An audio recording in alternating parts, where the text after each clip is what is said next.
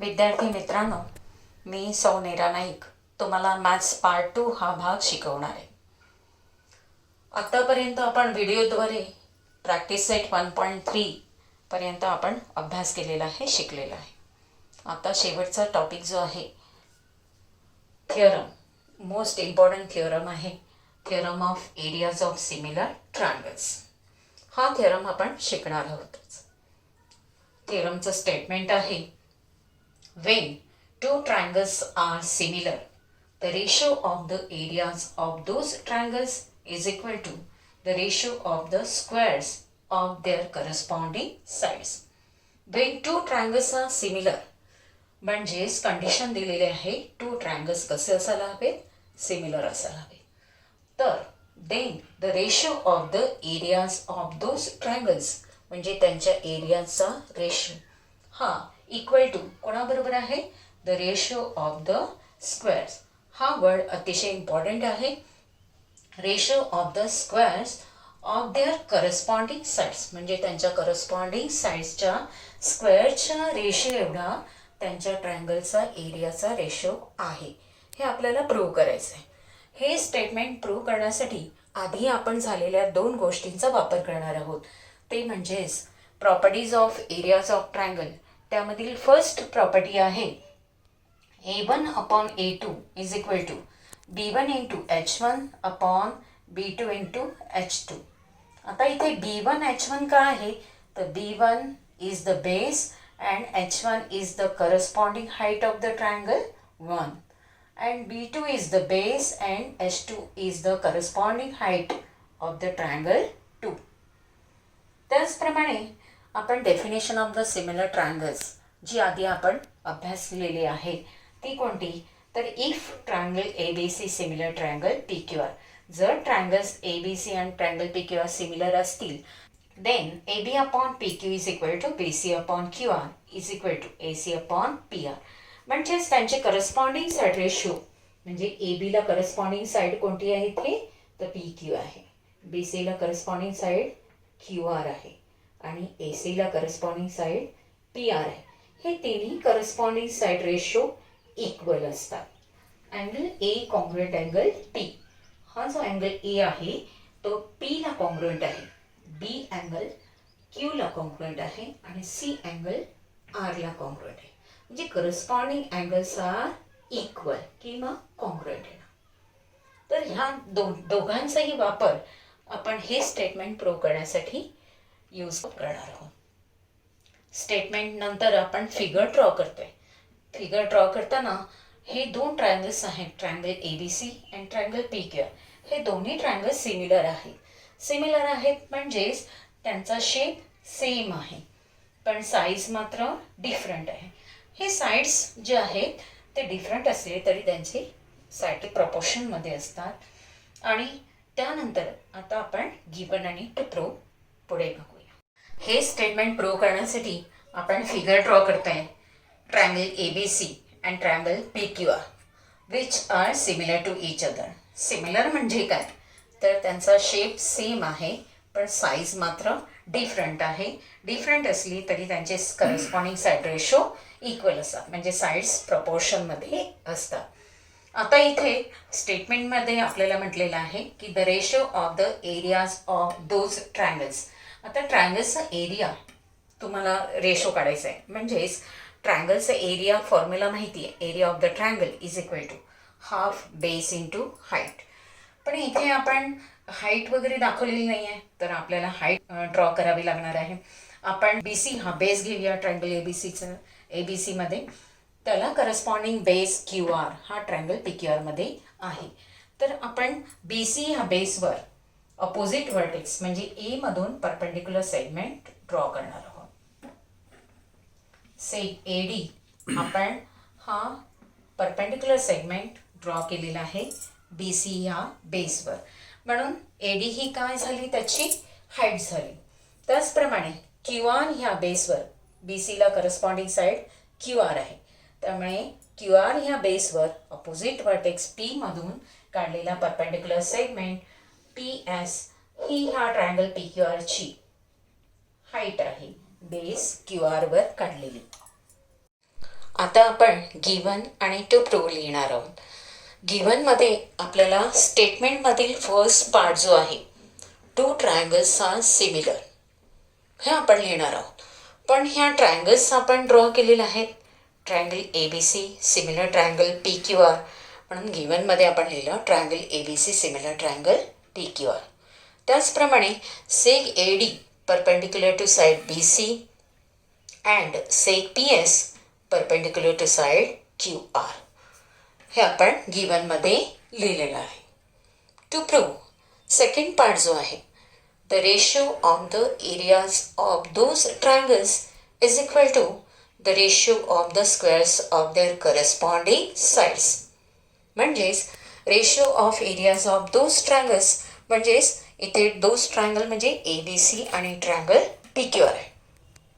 Therefore, area of triangle ABC upon area of triangle PQR equal to AB square upon PQ square equal to BC square upon QR square equal to AC square upon PR square. Here, AB corresponds to side PQ, BC corresponds to side QR, and AC corresponds to side PR. The ratio of the squares of these corresponding sides is equal to the ratio of areas of those triangles. हे prove करायचे. त्यासाठी आपण प्रूफमध्ये number 1 लिहिणार आहोत given, जे दिलेलं आहे triangle ABC similar triangle PQR.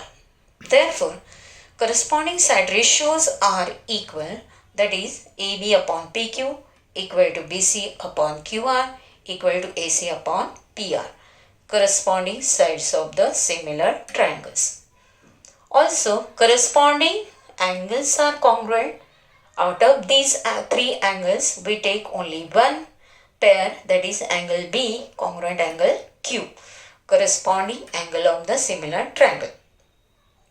त्यानंतर आपण सेकंड पार्ट बघतोय, area of triangle ABC upon area of triangle PQR equal to. आता इथे आपण जी first property of areas of triangles जी पाहिली, A1 upon A2 is equal to B1 into H1 upon B2 into H2. इथे triangle ABCसाठी base आहे BC आणि हाईट आहे AD. त्याचप्रमाणे ट्रायंगल PQRसाठी बेस आहे QR अँड हाईट आहे PS. म्हणून हा रेशो आपण equal to BC into AD upon QR into PS. इथे रिझन लिहितोय आपण property of areas of triangles. First property असं लिहिलं तरी चालेल, first property of areas of triangles. आता हा जो रेशो आहे तो दोन रेशोमध्ये आपण स्प्लिट करणार आहोत, वेगळा करून लिहितोय. जसं BC upon QR into AD upon PS. Number 3, in triangle ADB and triangle PSQ. आता आपल्याला इथे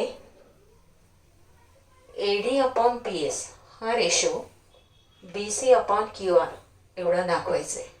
म्हणजेच AD upon PS is equal to BC upon QR दाखवायचं आहे. त्यासाठी आपल्याला फिगरमधील हे दोन ट्रायंगल्स आहेत ब्लू कलरमध्ये दाखवलेले, triangle ADB and triangle PSQ. हे दोन ट्रायंगल सिमिलर दाखवायचे.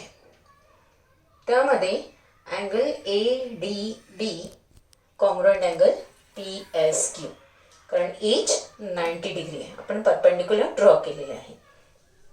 त्याचप्रमाणे angle B congruent angle Q, corresponding angles of the triangle similar triangles, that is triangle ABC similar triangle PQR. म्हणजेच अँगल B म्हणजेच कोणता अँगल, तर angle ABD congruent angle PQS. हे दोन अँगल्स आपल्याला कॉन्ग्रुएंट मिळाले. कोणते, angle ADB congruent angle PSQ each 90 degree आणि angle ABD congruent angle PQS from 1 म्हणजे इथे जो आहे ना angle B congruent angle Q, त्याचं नाव फक्त नेम बदलून आहे. angle ABD congruent angle PQS. Therefore, triangle ADB similar triangle PSQ. From these two angles, corresponding angles are congruent. Therefore, by AA similarity test, two triangles are similar. आणि similar ट्रायंगलची definition तुम्हाला माहिती आहे, corresponding side ratios are equal. म्हणून इथे AD upon PS is equal to AB upon PQ. हे दोन ratio आपण घेतले. म्हणजेच AD upon PS equal to BC upon QR. AB upon PQ equal to BC upon QR आहे. हे कुठे दिलेलं आहे आपल्याला? तर फ्रॉम 1 मध्ये AB upon PQ equal to BC upon QR. आणि म्हणून मग इथे आपण AD upon PS is equal to BC upon QR घेतले. आता नंबर 4, सेकंडमध्ये जो रेशो दाखवलेला आहे, area triangle ABC upon area triangle PQR equal to BC upon QR multiplied by AD upon PS. इथे AD अपॉन PS आहे, तो substitute करायचा आहे या रेशोने BC अपॉन QR, कारण BC upon QR is equal to AD upon PS. From 3.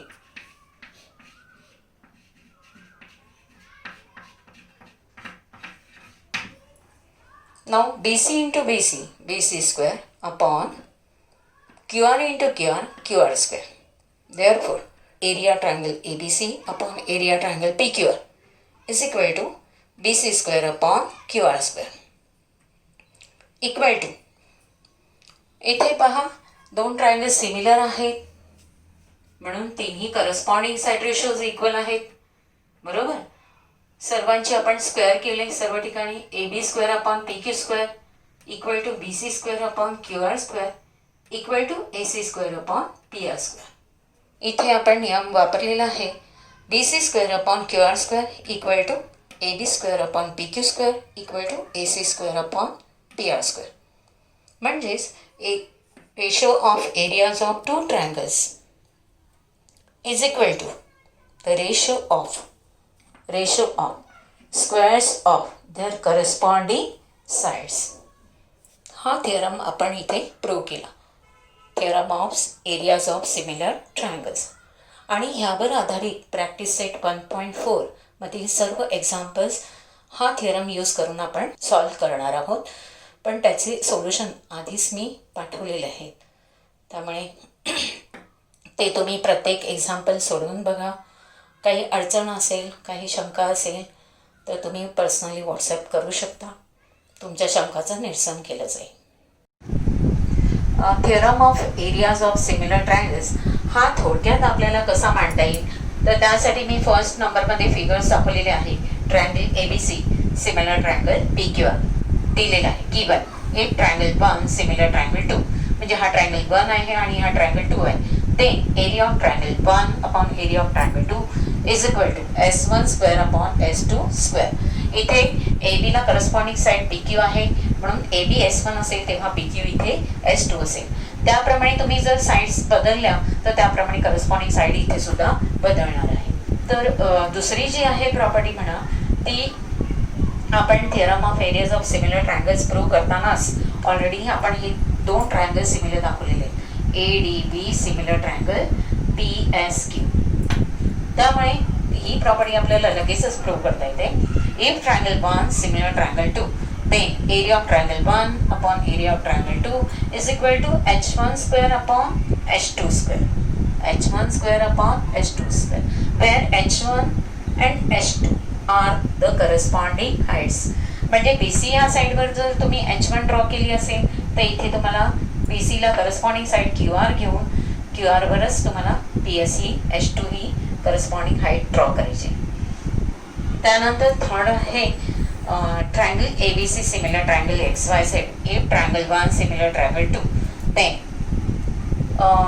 Area triangle 1 upon area triangle 2 equal to M1 square upon M2 square. आता M1 आणि M2 काय आहे? M1 ही काय आहे? मीडियन आहे. कुठे ड्रॉ केली? साईड BC वर. आणि M2 ही मीडियन साईड YZ वर ड्रॉ केलेली. आणि या M1 आणि M2 हे कसे आहेत, करस्पॉन्डिंग मीडियन्स आहेत. म्हणजे M1 ला रिलेटेड ही M2च मीडियन आहे. जसं तुम्ही साईड बदलाल त्याप्रमाणे ती करस्पॉन्डिंग मीडियन चेंज होणार आहे. त्यानंतर फोर्थ आहे property, triangle ABC similar triangle XYZ. आता इथे P1 आणि P2 लिहिलं आहे. P1 म्हणजेच perimeter of triangle ABC and P2 is the perimeter of triangle XYZ.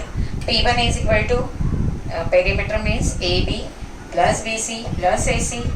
Here P2 is equal to XY plus YZ plus XZ.